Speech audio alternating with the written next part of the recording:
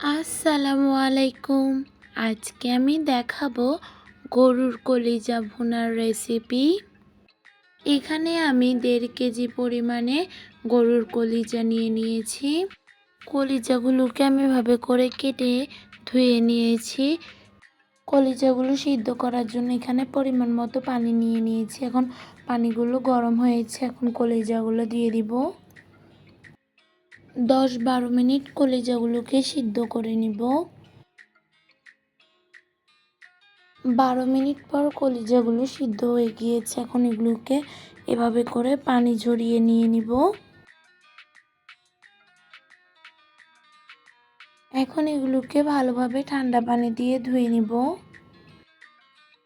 কিছুক্ষণ পর এখন এখানে দেখুন কলিজার উপরে এরকম একটি পর্দা থাকে। এই পর্দাগুলোকে এভাবে করে খুব সহজেই উঠিয়ে নেওয়া যায়। উঠিয়ে নিব এখন এগুলোকে সবগুলো থেকে এভাবে করে উঠিয়ে নিব।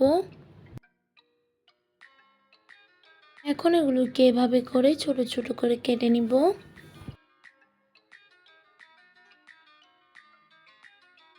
আমি আরও একবার এগুলোকে ধুয়ে পরিষ্কার করে নিয়েছি। এখন পানিগুলো ভালোভাবে ঝরিয়ে নিচ্ছি স্ট্রেনারের মাধ্যমে। এখন এখানে একটি প্যানে 1/2 কাপ পরিমাণে তেল দিয়ে দিচ্ছি। এখন এখানে কিছু তেজপাতা, দারচিনি, এলাচ, কালো এলাচ, সঙ্গে দিচ্ছি লং। এখন তেল গরম হয়েছে, এগুলো সব দিয়ে দিয়েছি। এখন এগুলোকে ভেজে নিব। এখানে 1.5 কাপ পরিমাণে পেঁয়াজ কুচি দিয়ে দিচ্ছি।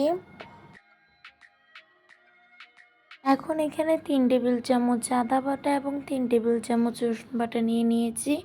এখন এগুলো দিয়ে দিয়েছি। 1 টেবিল চামচ লবণ, 1 টেবিল চামচ হলুদ গুঁড়া, 2 টেবিল চামচ মরিচ গুঁড়া, 3 টেবিল চামচ জিরার গুঁড়া, 1 টেবিল চামচ ধনিয়ার গুঁড়া। এখন মশলাগুলোকে ভালোভাবে কষিয়ে নিব। মশলাগুলো এখন কষিয়ে নেওয়া হয়ে গিয়েছে। এখন সিদ্ধ করে রাখা কলিজাগুলো দিয়ে দিয়েছি। 3 টেবিল চামচ টমেটো পিউরি দিয়ে দিব।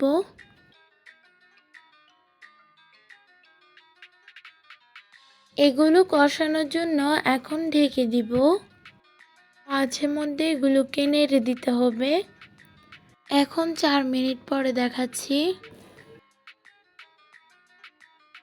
এখন এখানে এগুলো কষানোর জন্য 2 কাপ পরিমাণে পানি দিয়ে দিচ্ছি। ঢেকে দিব। 12 মিনিট পরে দেখাচ্ছি।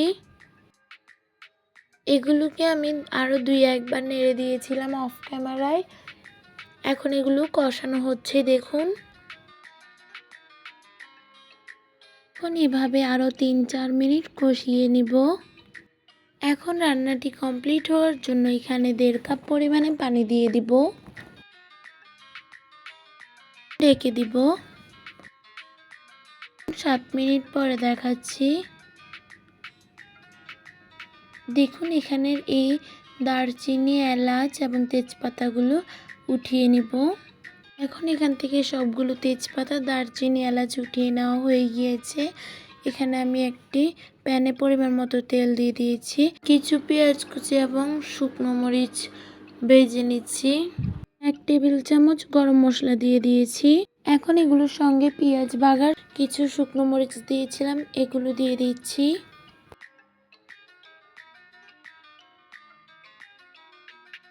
এখন 3-4 মিনিট এভাবেই ঢেকে দিব। এখন 4 মিনিট পরে দেখাচ্ছি দেখুন। এখন রান্নাটি হয়ে গিয়েছে, নামিয়ে নিব। কলিজা ভুনাটি কতটা সুন্দর হয়েছে দেখুন, খেতেও দারুণ হয়েছে। আমার দেওয়া ভিডিওগুলো ভালো লেগে থাকলে আমার ইউটিউব চ্যানেলটি সাবস্ক্রাইব করে দিবেন এবং ফেসবুক পেজটি ফলো করে দিবেন, সাথে লাইক, কমেন্ট, শেয়ারও করবেন। আসসালামু আলাইকুম।